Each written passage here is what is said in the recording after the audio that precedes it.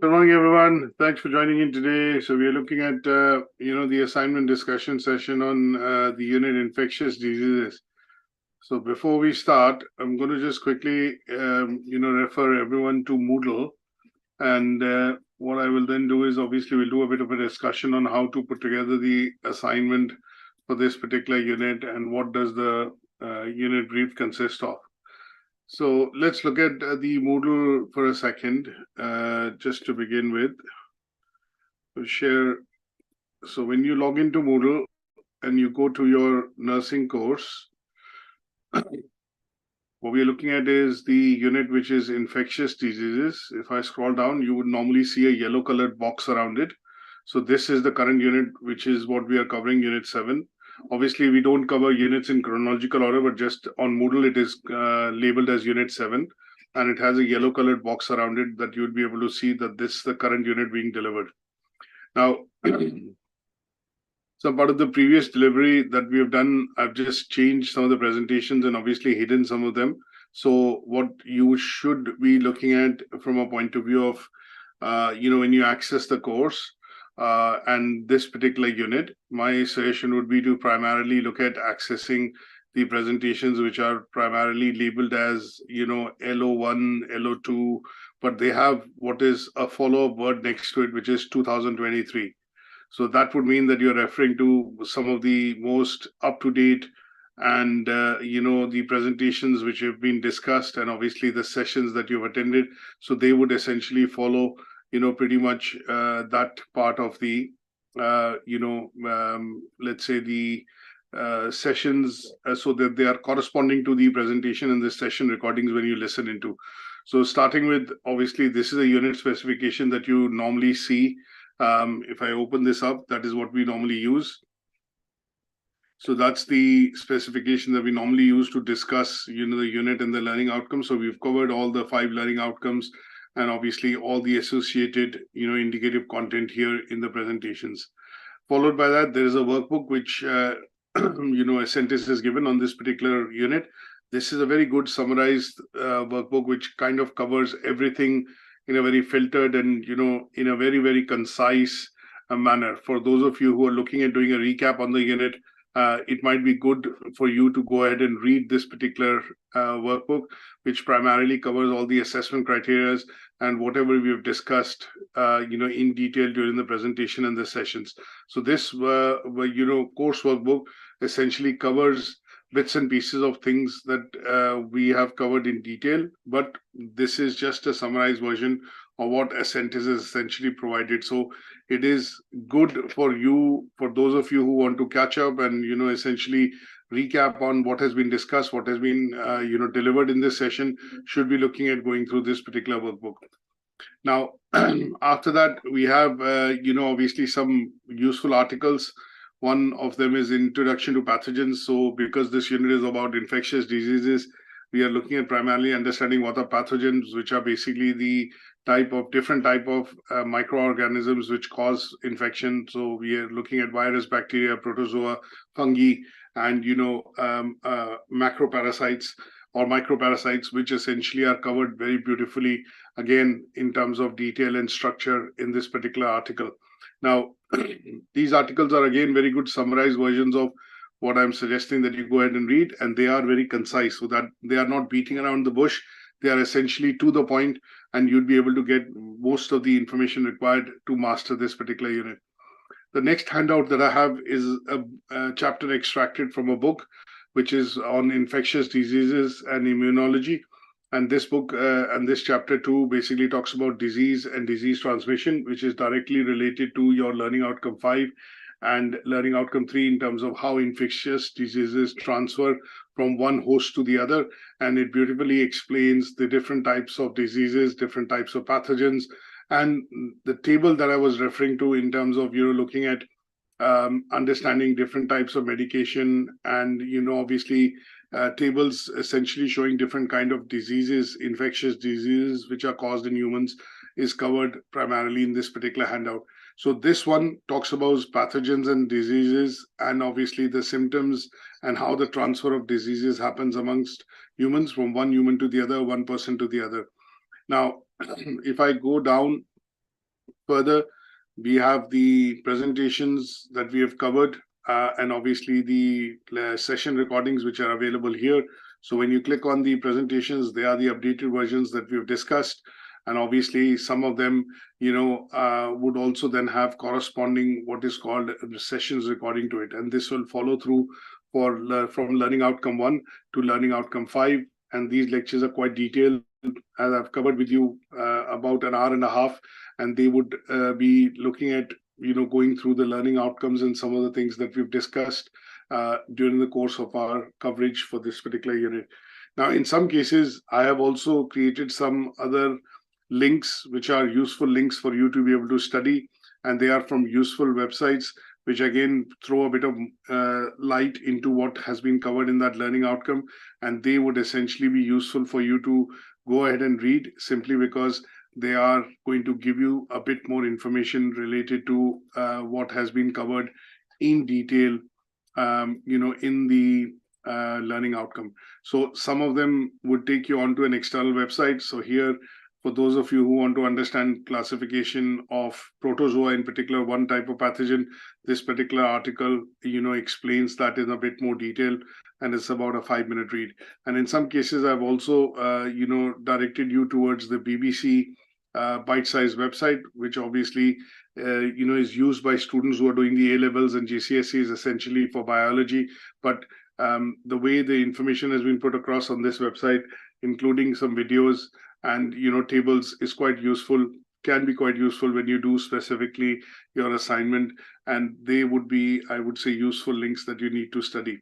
Now, one of the other things that I put across for yesterday's session that we did, and I talked about the table for medication. This is again an extract from a book which talks about how to administer medicines and what are the different kind of medication, different types of antibiotics, and key acts and legislation which are, present in the UK in particular, that you should be aware of. A bit more additional information than what is required to cover Learning Outcome 5. But in general, this will be increasing your knowledge about some of the key things that you need to be aware of, as an additional piece of information. Not that it is sometimes directly related to the unit, but it will be good piece of information that you would be able to use. And in specific, the tables that I was mentioning in terms of the different types of medication and what kind of medications, how they are categorized, what is their purpose, and how they are used against the 5 different types that we look at with of pathogens which cause infection, are very clearly defined here with examples.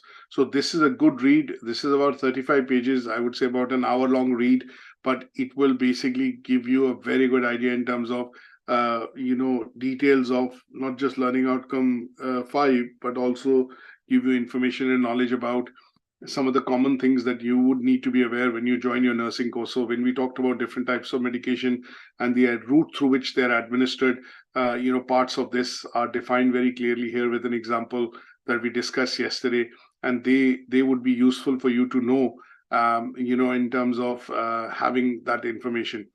And I would generally say that before you start doing the assignment, this is what you would probably, I would say, go ahead and revise. For some of you who haven't, say, for example, attended all the sessions, then the idea would be to go ahead and quickly revise through by going through these documents, by reading them, and that would give you full knowledge and, then give you full confidence to be able to then address the tasks given in the assignment brief. So the Moodle is fully updated as far as this particular unit is concerned. Today, as I mentioned to you, we're going to be focusing on discussing the assignment brief, which is this particular document given here, as you can see, which says that's the unit code 1384838 and the unit infectious diseases. Now, this particular assignment is a Word document. So when you click on it, it will download to your laptop or your PC or your Mac, and then is where you would need to start doing the assignment. So for those of you who are attending maybe this session with me, which is on assignment discussion as the second or the third session, you would clearly understand that how do we go ahead and, obviously address the assignment brief and look at doing the assignment. So this is something that I would start off with by downloading the assignment brief. Once I've downloaded the assignment brief, this assignment brief, is a couple of pages. because it has areas wherein it will inform you on a couple of things. So let's go through this very briefly. The first page is normally the cover sheet, which is something that you fill in. So you write your student name, you write the center, which is UK Versity. Some of you still write UK, U capital, K small, Versity, V small. This is the right way to write the name of the center. So please make sure that you are, addressing some of these when you submit the assignment in a way that they are perfect and they do not need any changes that we need to do at our end.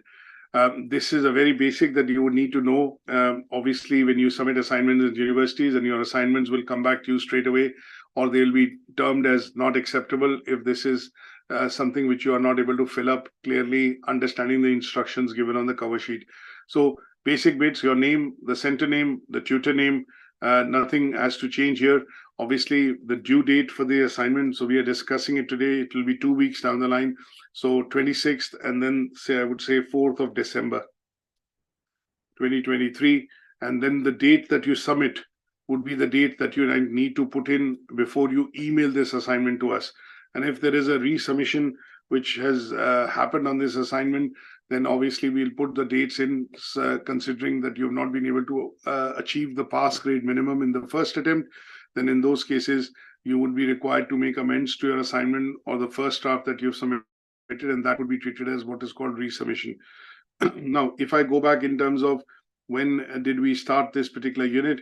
So when we look at this particular unit and when did we start that? So what we are looking at is this unit we started on the 4th of November. So basically the set date of the assignment, would be the 4th of November. And that is something that you would obviously note down at your end, at the date on which you submit. So for example, you finish your assignment after the discussion that we do today and you are ready to submit on 30th, you should be able to write 30th November here and then submit. Make sure that you write your name here in terms of the signature. Even if you don't have your signature, then obviously use a different font which looks like a signature, and obviously change the font so it looks like that you've signed. Make sure that you put the word count in. A word count is typically going to be the count without your table of contents, without these bits which are coming here, and the assignment when it starts will actually start from the page 9. So when you are towards the end of this page at page 8, go into insert and then go into pages and insert a page break. So anything that you write from page 9 onwards will be counted into the word count. But word count is always exclusive of your table of content, your references. So this assignment has a minimum word count of 3,500 words cumulative. That means there are 2 parts to this assignment, and both the parts of the assignments will need to have a word count total of 3,500. So make sure you mention the word count. Rest of the details we need to fill. On page 2, when we go, this is where the assignment brief is given. So the assignment is an assignment broken down into 2 parts. First part and part A, and the second part, which is part B. Now, when we look at part B of the assignment, that is what is called a controlled assessment. And at some stage, what we will do is basically ask you to come in and complete the part B of the assignment at the center. So in this case, what you would need to do is make sure that when you drew the draft of the assignment, this draft of the assignment that you do, would include very clear indications of how you're going to be writing the assignment. So break it down into part A and break it down into part B. So I'll show you that exactly what I mean it needs to be done and how it needs to be done. So just give me 1 second. So when you look at breaking it down and obviously doing it in such a way, then we have to label the assignment in such a way that it is very clear that it is addressing both the parts, of the assignment, which is part A and part B. Now, part B is essentially part of the assignment wherein what you're required to do is essentially explain some part of the content which is in reference to the chart or the diagram which has been given here. So when we look at that, we'll go into details of it, and it covers the assessment criteria 4.1, 4.2, and 4.3. So that is what part B and within part B, the first part will cover, and part B will cover, second part of part B will cover the assessment criteria 3.2. So when we look at the unit, and I just want to scroll down to the third page, if you see the learning outcomes that we've covered, learning outcome 1 to 5, there are some assessment criteria here. So when you do the assignment will ask you to cover tasks which are going to be based on the assessment criteria. And each of these assessment criteria would be covered in some of these tasks. So when we write AC in the bracket, it is covering assessment criteria 1.1, which is, if you see, it is covering define the term pathogen, classify the different types of pathogens that can cause infectious diseases. So here it says identify a range of organisms responsible for infectious diseases. So this covers the assessment criteria 1.1, which is a part of learning outcome 1, and so on and so forth. They are all indicated, in different tasks which are given in the bullet point. Now, in part B, we are only looking at two. One is two parts. First part will cover 4.1, 2, and 3, and the second will cover 3.2. So thereby, all the learning outcomes are covered, and all the assessment criteria are covered within the assignment. Now, this part, which is part C or page 3, is to be filled by the tutor. You leave it blank. Page 4 also, you leave it blank. Now, important for you, for those of you looking at achieving a higher grade like merit or distinction, these are useful pages that you need to go through and understand. So page 5, page 6, page 7, and page 8 are important for you to understand that how the grading for higher let's say mark criteria will happen specifically for merit and distinction. Now, how do you read this from a point of view of understanding the assignment brief? Let's go back to the page 1, so starting of the assignment brief. Here you see this unit, it says is graded, and the grade descriptors that are valid. Now, in Ascentis that you're studying this qualification with us in nursing, there are 14 units, and across these units there are 6 units or 7 units which have grades. Now, there are 7 grade descriptors across the graded units. Now, all grade descriptors do not apply in all the units. So what Ascentis very clearly informs the student and the assessors is that for this particular unit, grade descriptors 1, 2, 4, 5, and 7 apply. That means 3 and 6 are not applicable. Now, if I look at 3 and 6 are not applicable, we don't need to worry about them because we don't need to address them when we write the evidence or create the evidence in the assignment for the task. So let's go down onto the pages and look at where these grade descriptors are mentioned. So first things first, as you would see on page 4, number 3 is not there and number 6 is not there. So number 3 and number 6 is not there. So what it gives me by reading this is, first of all, in order to score a higher grade, what the assessors will be judging is looking at an evidence which will say it shows understanding of the subject in the student's work. Second would be, we will want to see how you're applying the knowledge that you've gained from the unit. Third, what information you're putting forward towards completing the tasks. That means this information is going to come from the workbook, is going to come from our presentations, some of the handouts, and the website links that I provided, and how much of that information you're relating it to the understanding of your subject. Now, the more details you put, obviously, the more information you would provide. And in this case, the quality of information that you provide is also going to be important. Now, you are not expected to replicate everything which has been taught in the class. You're going to replicate things or bring across evidence into your assignment, which are going to be important bits, which are going to be related to the topics and the tasks given in the assignment. And they are going to be specific and summarized versions of showing what you have learned from this unit. So again, when we say use of information, you're not creating pages and pages. Let's remember that the assignment is about 3,500 words, and that is what you're looking at aiming to achieve. So plus minus 10% is acceptable. So generally you would be writing, say, 3,500 plus 10% will be 3,850 words. And if I look at minus 10%, which I would not recommend that you do, but plus would be advisable, and that would ensure that you're using and providing good information.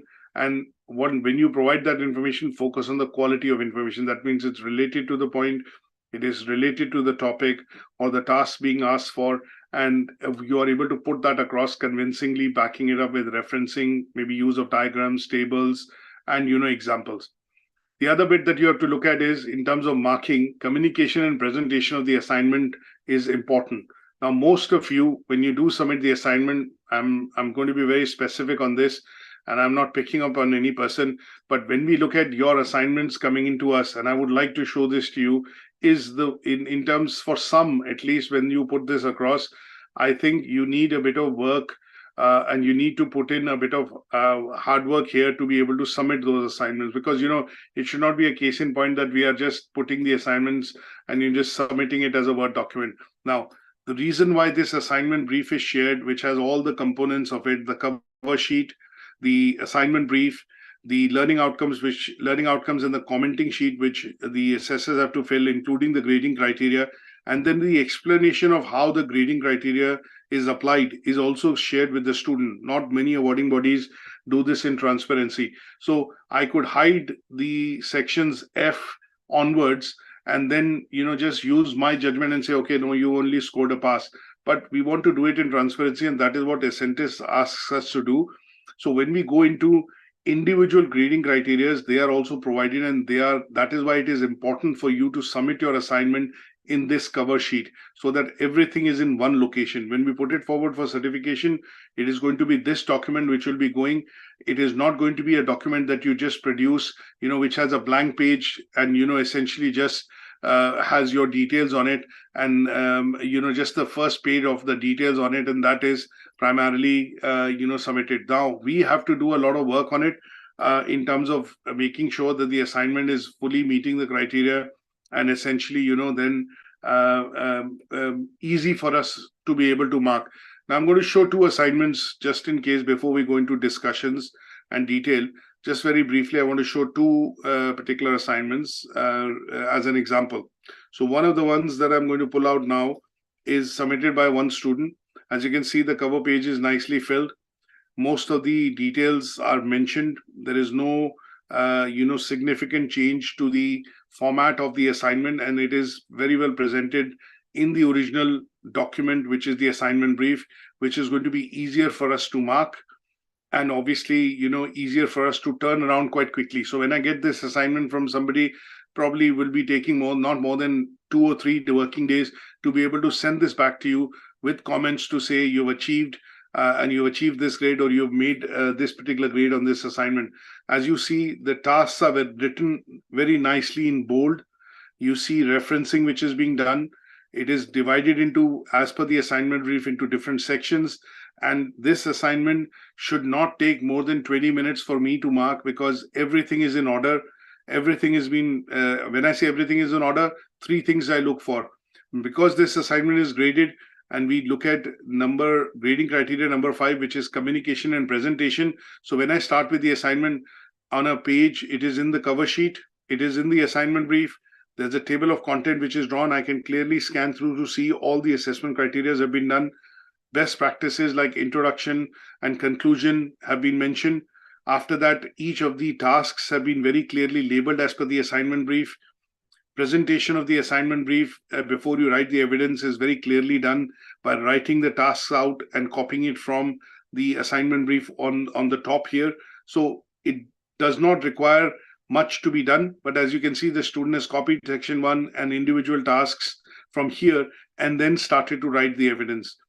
And then it is very neatly formatted. It is in a particular format which is recommended: Arial, line spacing 1.5, font size 11, beautifully written, and it is structured, it is communicated, and it is presented in a very professional manner. References are on a new page, and this should be, the ideal way to present the assignment. Now, I'll show you one more, just as a case in point.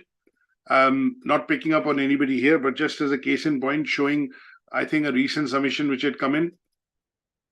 So when I look at a recent submission which has come in from somebody, now, I'll be honest here, when we look at sometimes these assignments, when they come in this particular format, it is difficult for us. One, it puts me off because I will put this assignment aside. I don't want to mark it because it's not in the format. There's no assignment brief in this. Although good parts are that, yes, the labeling of the tasks have been done. But obviously, as you can see, there is no page number. I cannot see the assessment grid. I cannot see what tasks are there in the assignment brief. I actually cannot see the grading criteria or grade descriptors. And for me, I have to open 2-3 documents up. That means first, I will need to put this document into the original document format, which is being provided by Ascentis. Now, the other things that I can make out in this assignment very clearly, even without going into details, is here I look at line spacing is 1:1.5. Here I can see this bit is copied from somewhere because the line spacing is 1. So these are things that we as assessors are trained to pick out. And obviously, bits and pieces that you have covered, for example, in some cases, spelling mistakes or grammar has not been checked. And these are bits that you need to ensure that have to be done properly when you are submitting an assignment. At the end of the day, you are all grown-ups, you are all adults. You're doing this qualification for a reason, that you want to become a nurse. You want to take admission next year in February or April or June with some of the universities. And these are going to carry 5% or 10% marks in the first year when you submit assignment. That is why communication, structure, and presentation is a part of the grading criteria. Now, how that works out in terms of, I will share that as well. Now, page numbering is not done. These are basic things which you'll have to look at when you do submission of the assignments, and putting this in context would be useful because of the fact that it'll be easier for us to mark and it'll be easier for us to send this feedback. Now, this assignment was submitted on the 14th of November. I've not even looked at it. This is the second time I've opened the assignment, and simply because it is not in the right format, probably it'll go back to the student on Monday to say, can you put this in the format and send it back? There is no time that we have to be able to, spend on this at our end, simply because when we go through the assignment discussion session and cover this in so much detail, we expect that you are able to produce and then submit something in a way which is going to be professionally formatted and, meet the criteria. Now, going back to infectious diseases and the assignment that we are discussing. Now, when it says grade descriptors 1, 2, 4, and 5, if you want to go into details of understanding this, you would see that in grade descriptors, merit and distinction, understanding of the subject, these are the areas that are going to be looked at for merit. That means the student demonstrates a very good grasp of relevant knowledge base. What is the knowledge base? The 5 learning outcomes that we've discussed: infectious diseases, types of pathogens, how does vector-borne transmission happen, what is the immune system, and what are the drugs which are used to treat different pathogenic diseases or diseases transferred by different pathogens. It's generally informed by major conventions and practices. That means here you are required to cover theory. So if there are theories, if there is, for example, in learning outcome 5, it talks about different medication, you should be briefly explaining the different types of medication and their categorization. That, if it is explained, you are covering theory. Now, if you cover that by adding examples, so it says practices of area of study, then essentially what you're doing is you're consistently covering it across the, the tasks which are given. Then you are going to go into the distinction criteria. The merit, last one on the understanding of subject, talks about demonstrates good understanding of different perspectives and approaches associated with the area of study. Now, what are the different perspectives and approaches? First of all, different perspectives and approaches are basically classification of pathogens into different types, classification of medication into different types, classification of transmission of diseases into various types, vector-borne transmission. When we talk about learning outcome 2, we're talking about airborne diseases, waterborne diseases, and diseases which are infectious and can be contacted or contracted through touch. So in those cases, when you do these categorizations and you are covering different perspectives, whether it is across task 1, task 1.2 or 4.1 or 5.1 or whatever be the criteria, when you're covering it consistently and you're presenting different perspectives, this shows that your understanding of the subject is in detail. And that is where you start to up your grade from pass to merit. Now, this is just the first grade descriptor.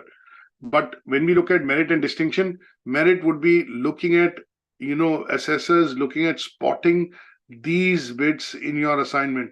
And distinction would generally be you are consistently demonstrating that across all the tasks. Wherever there is a scope for showing different perspectives or different theoretical applications or practical applications, if you're doing it consistently, that would basically move you from merit to distinction. Now, when we look at application of knowledge, again, there are things like ideas, facts, theories, perspectives, models, and concepts. Not everything will be applied or covered in the task or in the individual task set in the assignment. But broadly, what you have to look at is it gives you some idea that your students' work should make use of relevant ideas, facts, theories, wherever they are applicable.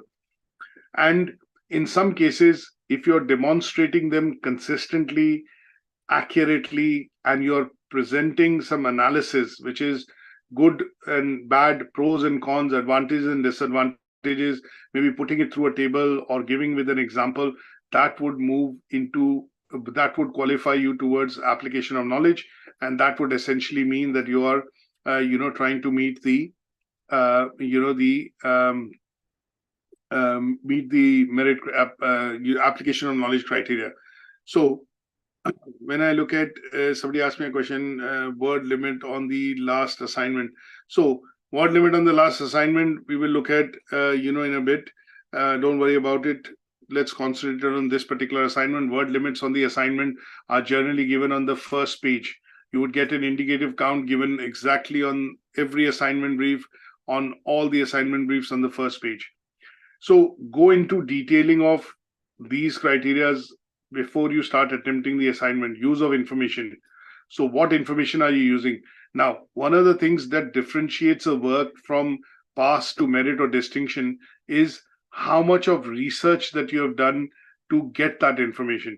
That means when I look at your reference list, if your reference list is 1 or 2 or 3 only, that shows that your work in terms of how you have researched it, in terms of getting hold of that information, is coming from restricted sources. So generally speaking, as a best practice in university, most assignments are recommended to have at least 10 academic references. When I say references, and when I use the word academic references, references are also classified into 3 types. So you look at starting with books, then you go to journals or articles, which are peer-reviewed or which are published reports, and then you go to websites. So technically speaking, if you're gathering information from different sources, which include books, articles, journals, reports, and websites, it shows the amount of research that you're doing to gather the information which is being compiled as evidence in the assignment. And that also affects and moves you towards a higher grade. So in some cases, when I have learners' assignments being submitted, they have only 2 references or 3 references, then in those cases, it doesn't show that you have gone ahead and done a lot of research, because reference list is very scant. So here in this case, the more references that you have show how you've gone about collecting the information, what are the sources that you have looked at reading to, synthesize that information or gather it, and then further from that extract the useful components of it which are related to the task or the assignment, and they have then been presented in the evidence that you have compiled and submitted as assignment brief. As you can see, communication and presentation, which is a grade descriptor here, 1, 2, 5, and 7. So if you submit me a work which is properly formatted, structures, it is structured document, it uses images, it does not have any spelling mistakes, punctuation mistakes, and referencing has been done, then this is going to clearly affect your grade, and it is going to move you from pass to merit. And the more references and more structure in terms of the assignment, in terms of usage of, I always recommend all my learners, picture is worth 1,000 words. This is a saying that we have heard a number of times. So whenever you want to start a task, if you can find a picture, diagram, table, or some sort of a picturesque description which basically describes what you're actually going to write about, then it helps you, one, create a context and then start straight away describing that context, rather than starting with an introduction, then going into a bit of background, then coming to the point, and then putting arguments to support that point. A picture would straight away allow, or a table, a picture, a diagram would straight away allow you to put that in and then start explaining that straight away, which would mean that your work sometimes is going to be a bit cut out because you're starting from the point, or you're being to the point when you explain that across, with the use of pictures, diagrams, and, tables. So again, when you are looking at using these, and if they are relevant to the, say, for example, task, you are going to move your work to merit. And if they are relevant and you are explaining them in detail, then it would mean that they are moving you towards a distinction criteria. Now, I would put this into a bit of context as well. Say, for example, we looked at, say, for example, in the first task, it talks about define pathogen. Now, when I look at define pathogen and I look at maybe an image of pathogen, that is the first task, just looking at it. So if I look at this from a perspective of just the first task, just getting into details of the assignment now. So if I go into, this first task, which says identify, I'll show this and share this with you in a second on my document. Now it says identify a range of organisms responsible for infectious diseases. That's the first task. Now, how is it related to your structure and presentation and communication? Now, if I look at defining it, and I look at defining it in a way wherein this is the description that I do, and I'll explain and show that to you in a second. So what you are looking at doing is, although you are meeting, the criteria. Let me just put this across 1 second. Okay, let me just show this to you now. And I'll show you the difference in terms of what, I would be looking at, providing in terms of a pass assignment, and what I would be providing in terms of, a merit oblique distinction assignment. Now, this is the first task related to communication and presentation. Let me switch you over to the assignment brief and show you what can be done. Now, I've started my assignment here. I've just not formatted it properly, but just looking at giving you an example. So this was the task. And what I've done is, it says identify a range of organisms. Now, what I've done is, in order to do this task, I've done the identification of range of organisms. I've covered bacteria, I've covered viruses, I've covered fungi. And I've just done this in about 20 to 25 words, 73 words in total, right? Now, this would meet the pass criteria. But if I have to take it to merit or distinction, what do I need to do in this? First of all, what I'm going to do is cover parasites, micro. I'll go into detailing because I would not leave anything out. And then I would also cover protozoan. Right? This, and then what I'm going to do is, if I have to write about this and I have to show some images to show the range or the type of work that I'm doing, that what I'm going to do is basically talk about by also maybe, say, for example, showing a picture, or in some cases, putting something relevant across, which would essentially be, providing me a full, let's say, view in terms of what you have used essentially to look at, let's say your research. So let me put one picture across, which I want to actually, show.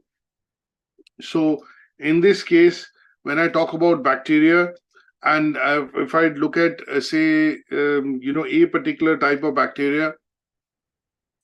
So, for example, I'll show the structure of Staphylococcus bacteria, and that would essentially be looking at, a bacteria which, say, for example, causes a particular type of disease, or, shows this in detail. What I'm going to do is put a picture across here.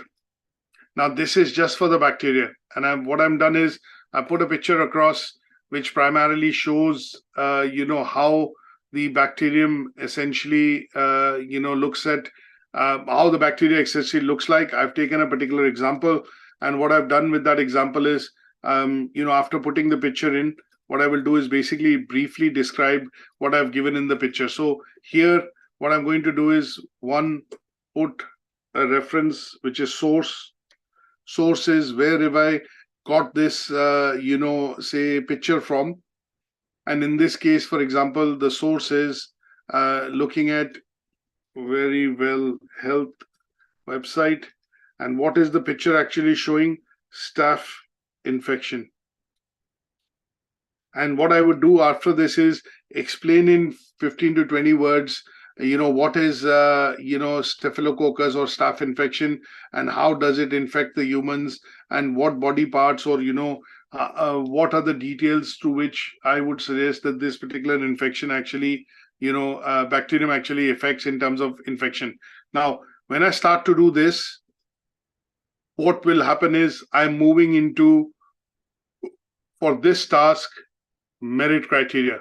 Now, if I do this for virus, if I do this for the fungi, by taking an example, a picture, do this for microparasite, a protozoan, I am actually moving everything over to meet, the merit criteria. Now, this will also show me that you have researched, gone in and done a research for getting this information.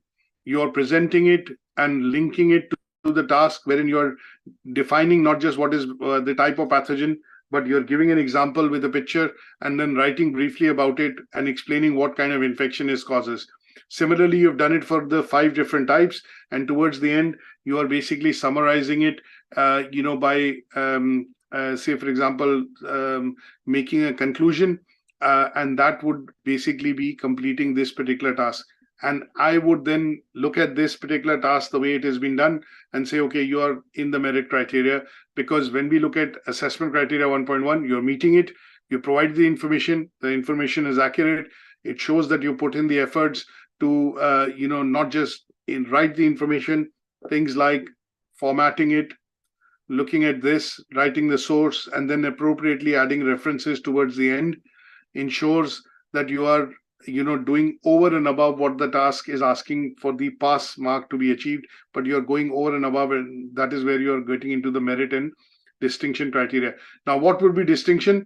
If you continue to do the task like this across the assignment, consistently, presenting information which is formatted, which is structured with the use of images, and there are no spelling mistakes or essentially grammatical, errors. So I'm correcting this as well, as you can see.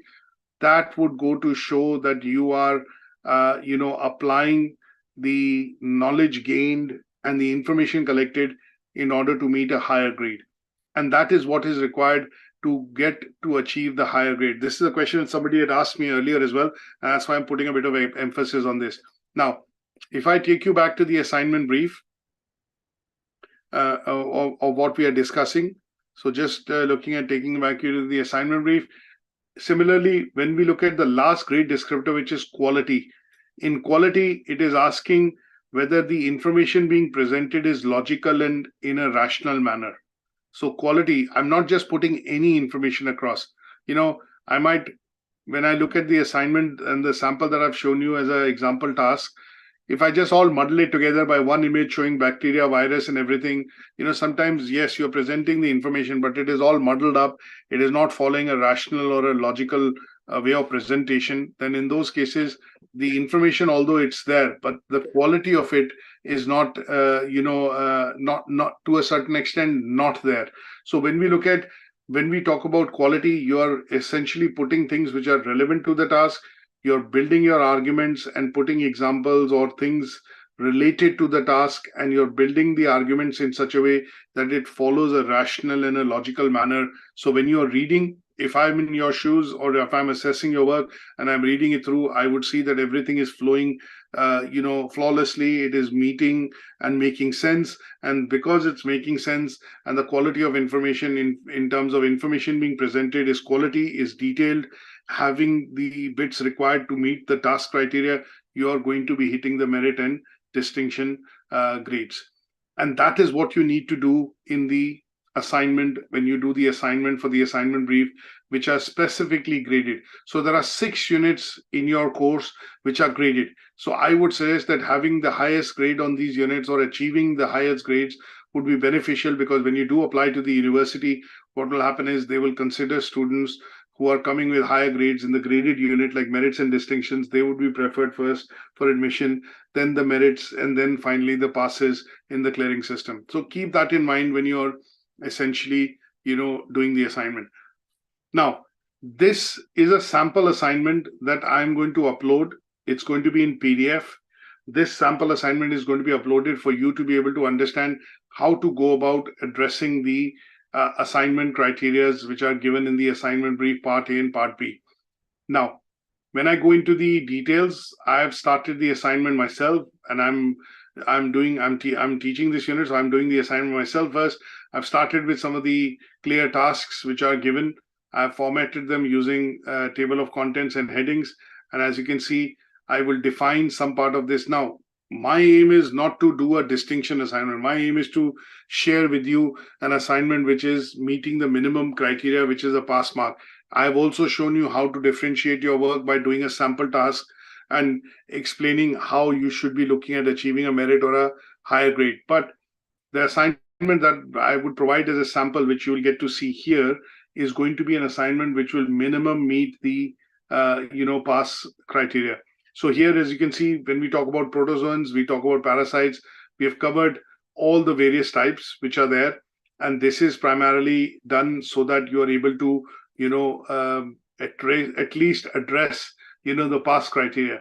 So bacteria, viruses, fungi, parasite, and that have been explained because the term here says define the term pathogen and classify the different types of pathogens that can cause, infectious diseases. So definition of it with a brief example towards the end will meet the pass criteria. But if I have to go into merit, I have to need to explain each of this in a bit more detail by using a picture or a reference, and then explaining a particular bacteria and how it causes the infection, and that would move me into a merit, category or a merit, be able to achieve a merit grade.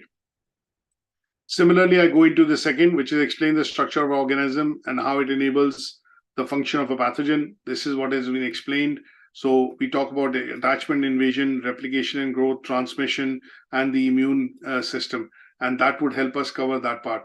Similarly, when you go into part 1.3, 1.4, 1.5, and then you go into 2.1, 3.1, and then you go into 5.1, they would cover this part of the assignment. And if I look at the word count in terms of what I've done and what I've presented, I have essentially presented this. If I just insert a page here, and give me 1 second.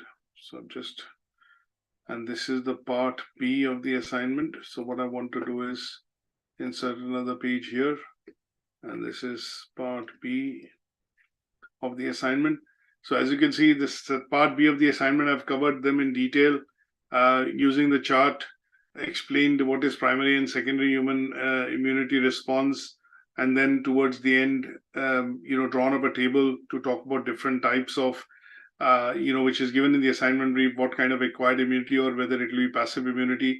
And then towards the end, that would finish this part of the assignment. Now, when I look at this, if I just adjust this slightly. So when I look at this in particular, this would help me, meet, say, for example, the assignment brief part A and part B to be able to cover as far as the, full structure of the assignment is concerned. And then the other bit that I would do is essentially, make sure that I'm meeting the word limit and the criteria. So if I select all this, which is in the part B, so up till here, this is roughly about 1,345 words, which I can see here at the bottom.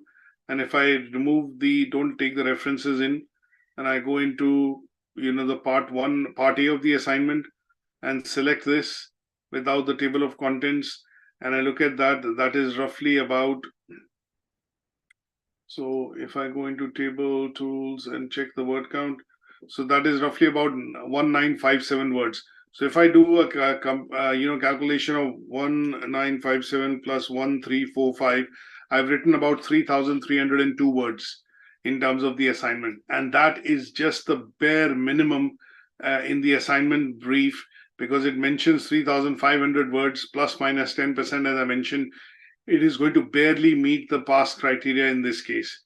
So in order for you to look at achieving a merit or distinction, your work would need to include over and above what has been presented. Things like use of diagrams, tables, examples, in some cases, categorization with regards to some parts of theory, and being descriptive, and that would take you into the category of achieving a pass or a merit or a distinction. What is the difference between merit and distinction? Merit is you're doing one task very good, but then you drop the ball, and then you do another task only very minimal, and then you drop out in terms of theory or not put an example. And then if you do it consistently across all the tasks that you're covering, then in those cases, what will happen is you'll be moving into the distinction criteria. So distinction is going to be achieving those tasks or presenting those tasks, consistently for the purposes of, meeting and exceeding the requirements within the assignment, and that would basically tip you over towards the what is called the distinction. So this bit, when you look at compiling and starting to do your assignment, what my suggestion would be primarily would be to look at going through this in a bit more detail, structuring your work out, make sure that you are collecting bits of it by researching and going through some of the documents and other bits that we have provided, and then starting to compile your assignments. Make sure it is spell checked, it is meeting the word limit, it is referenced, it is covering the tasks in sufficient amount of detail. Sometimes you would get a comment saying that the sufficiency is an issue. That means although you have written and provided the text in terms of evidence, but it is not meeting the sufficiency. Now, that is where it comes in when you look at command verbs. So when I talk about evaluate, what is evaluate?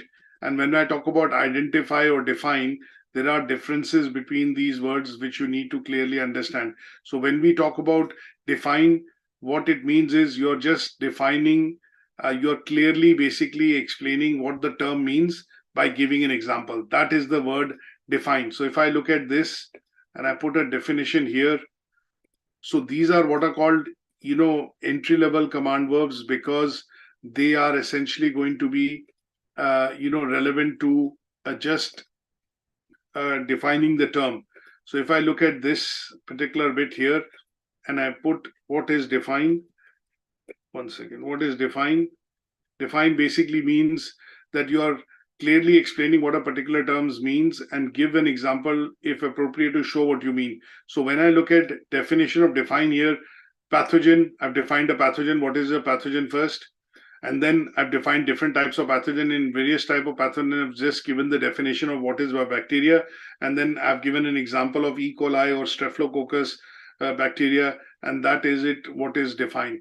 But if I need to now look at moving this into a higher grade or a differentiating my grade, then what I would do is go into this, put this particular diagram as I've shown earlier. So what I would do is put this here and then write about one of the bacterial examples, which is Staphylococcus that I've talked about. And that would basically, move me into what is called a higher grade category. And that is what is required for you to be able to do so for bacteria, for virus, for fungi, for protozoa, and, for microparasites. And that would essentially cover this particular task. Now, explain. So there is a particular document. I don't know how many of you have seen, but there's a particular document. If I just quickly show you Moodle back again, on the top of your course section. So if you see here on your top of the course section, there is a document called command verbs here. Now, these are words which basically define how much you need to write, what is the task asking you to do. And if you know the definition of these words, it will make your task of doing the assignment easier. So if I open this document offline now and share this with you in terms of what does command verb mean. So this document is arranged in 3 different pages, right? There are past order command verbs, which are these: describe, define, and any assignment that you do, any unit that you study, you would find these words in the past tasks. And if you know the definition of these, it is going to be easier for you to do the task, write accordingly. Then you go to merit order words, which tend to be analyze, compare, demonstrate, design, assess, explain in detail, or how and why, or when sometimes it says justify or demonstrate their merit. And then when you go to distinction, you have apprise, assess, comment critically, criticize, evaluate and critically evaluate, draw conclusions. That is where you need to put arguments, you need to put pros and cons, advantages and disadvantages, then agree why this information is relevant to the task, and then conclude or make a decision or judgment, and that would mean evaluation. So in some cases, in your assignment briefs, which are graded, that is why there are 6 credits as against 3. What you would need to be able to do in that case is make sure that you are writing appropriately to be able to provide evidence in detailed or sufficiency, in sufficient detail, let's put it this way, to be able to hit that grade. So evaluate here, right? That is something that you have to look at. This is evaluate. So that means you have to go into detailing. You have to talk about the individual terms first. What are antibiotics? What are antiviral? What are antifungal drugs? Then you have to create categorization by supporting what are these different types and why these different types of drugs are used in different cases when pathogens infect or cause infection, and then how the infection is actually treated by the use of these individual drugs. You could explain that using a table, and that table would have 1 or 2 examples of each type of drugs with the virus or the infection which is causing, and then maybe a picture or a diagram if you can insert in the table, great. If not, then the table essentially is going to show the categorization of medication, and then in that with an example of what kind of pathogen it is, what is kind of pathogen it is, what kind of infection it causes, and what kind of drug is being used or antibiotics being used to primarily treat that particular infection. And that would be the sufficient detail required, and towards the end you're concluding, because evaluate always looks at a conclusion, always looks at you making a judgment, and that is sometimes towards the end concluding that why it is important to identify the pathogen and the reaction and the disease or the illness it is trying to cause, and then administer what you call antibiotic or relevant medication, which is going to help in decreasing the illness or curing the illness, not decreasing, curing the illness, and obviously neutralizing the pathogen which is trying to cause infection in the human body. And obviously, as you would see, references would matter. So these references essentially would be useful because it shows from where all, in terms of sources, you have taken the material from and that you have used in your assignment brief. So that is basically what I wanted to discuss in today's assignment discussion. And I now would like to ask you if you want to check and ask me any questions. So this assignment, which is a sample, is now also available upon Moodle. And for those of you who would want to see how you would need to go about doing the assignment, my session would be for most of the units, when you want to look at a sample, there will be a sample given. It will start with the word sample, the sample of brief history of medicine. So when you look at infectious disease, it will say a sample. That means that's a fully solved sample assignment for you to look at for information and reference purposes before you start your own assignment. Now, any questions at this stage? Yes, I was asking if is it okay to do it always in Word document, or you have to do it in PowerPoint?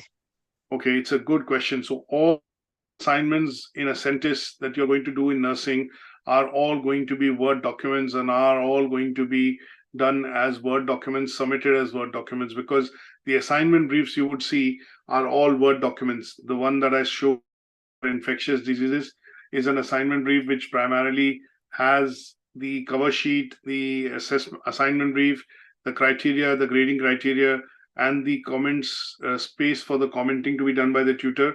So you look at a Word document and they are all Word assignments and Word assignment briefs. So no PowerPoint presentations.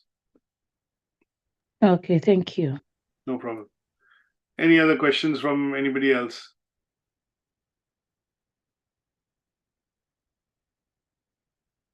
Okay, one other point which I'd like to mention very briefly is that I know that a lot of us use ChatGPT or AI essentially to write assignments. Now, we are expected to basically, do a scan on AI on all assignments using AI scanner as well.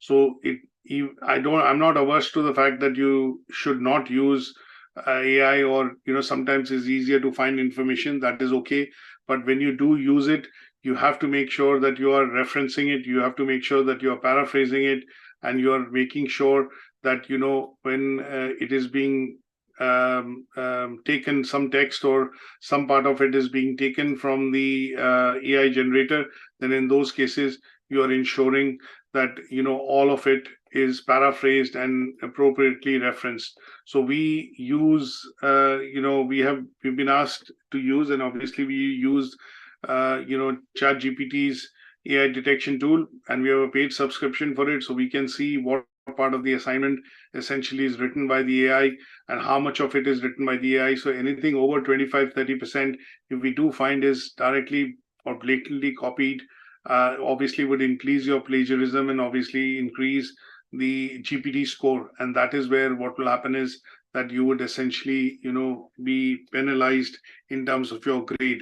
So please make sure that when you use anything in terms of writing the assignment or writing the tasks of the assignment, just to show you a report, this is how a report is generated. It will clearly tell us your text is more likely to be written by human, but however, there are some parts of the text which have been written, by AI. So when we look at these reports, and obviously when we, look at these assignments in detail, it is able to provide us a very clear idea in terms of how and where are these bits written by, the AI. So this report has to be accompanied when we do submit your work to, say, for example, Ascentis, when they come in and moderate. So we are very clear that, they have asked all centers to be able to provide scans, which basically would clearly show whether the work is written by human or it is written by, using what is called, AI. So this is a refined version of the report. And as you can see, this particular assignment, it says the text is likely written by human, but there is a 17% probability that it's been entirely written by AI. So within the AI part of it, what essentially is measured is burstiness. That's a score wherein it shows that whether this is something written by human or written by artificial intelligence. So if the burstiness score is high, as you can see in this case, the burstiness score is high, although it is saying it is likely to be written by humans. But this assignment, if I show you the full report, is purely written by AI, because that is where the entire report is showing that it is coming out of the AI generated content. So if you use AI generated content and you put it onto a, what is that tool called? A translator or maybe a paraphraser, then also it predicts and picks up that. So there are technologies useful, but technology can also be used to detect, technology. So in some cases you have, this is not something that you need to be worried about, but this is a bit of a warning to say that today awarding bodies are looking at, assignments and secondary plagiarism is a very, very serious issue. And that is where, we've been asked to also look at, what is called the AI score or burstiness, which essentially predicts that the assignment is, written by human or written by AI. And I'll show you another report just as a case in point. So it is something which you cannot do away with. And it is something which the technology helps us quickly get through, because as humans, I cannot make out very clearly whether it's been written by you or somebody else. If you see this particular score, although the burstiness score, is high, but it basically says our ensembles detectors predict different results for different texts, but there is a 55% probability that this text has been written by AI. So somebody, what they have done is they've gone ahead, they've written their assignment, and then they've used a word translator or a paraphraser software to basically paraphrase this and then submit the assignment. So it is still caught that yes, 55% chances are that it is written by AI software. So anything which takes it over 20-25%, would be, asking you to look at rewriting your assignment. And obviously, once the report shows that it has been done this way, it is going to be difficult for us to look at giving you a higher grade, because that is the penalization which is happening, wherein if we do find there is plagiarism, if we do find there is use of AI software, then your grading is capped to a pass mark, and it does not allow you to go over that pass mark as per the policy. So you have to be careful.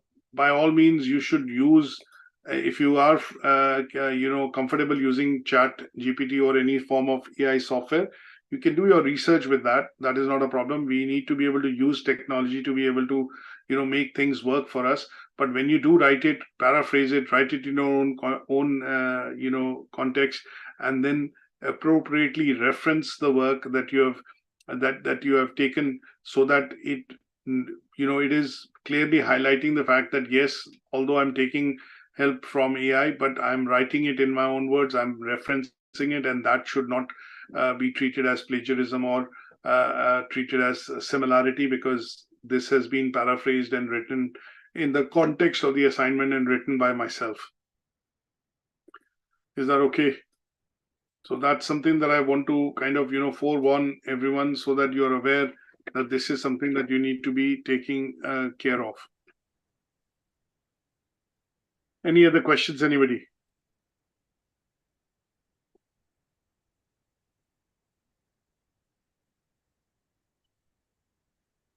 Right. So if there are no more questions, what we are looking at is, the 4th of December for the submission of this assignment.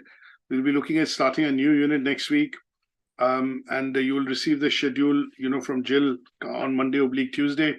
But till then, if you think of any questions or if you have any queries, feel free to drop me an email at learnerwork@ukversity.co.uk, and I'll come back to you with more details. But do refer to the sample assignment, the assignment brief, which is given up on Moodle. And I will also be putting, the copy of this session, shortly after, once we close, and that should also allow you to see the recording should you wish to revisit it again. So that's the assignment brief, and that's the sample assignment. And then there'll be a link which will come up here, which will basically provide the assignment session recording for you to revisit, or if you want to go ahead and look at it again. Is that okay? Any questions?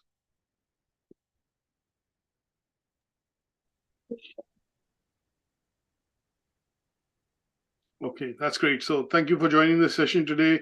Hello, please excuse me. Go on. You were talking about we coming to the uni. Mm-hmm. You didn't talk about that again. Sorry, what talk about?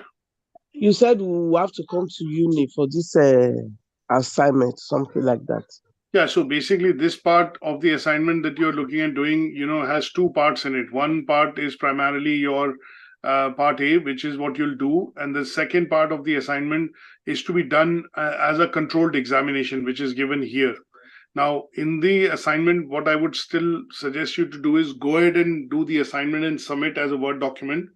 And then when you do come into the class, when we are arranging the practicals for some of you who are based in Manchester, then what we are going to do is basically look at going through the part B of the assignment, and then some of the text and details which are there in terms of pathogens, different types of diseases they cause. You'll be looking to go through and looking at the cultures in terms of slides under the microscope, and that will be the practical part that we'll arrange in the center. But because you're doing this through distance learning, this will not be a controlled examination. What I would suggest is just go ahead and do it as a normal assignment that you would do, and essentially write out both part A and part B, and then submit as a Word document for the purposes of evaluation. Okay, thank you. Okay. Any other questions? Anybody else?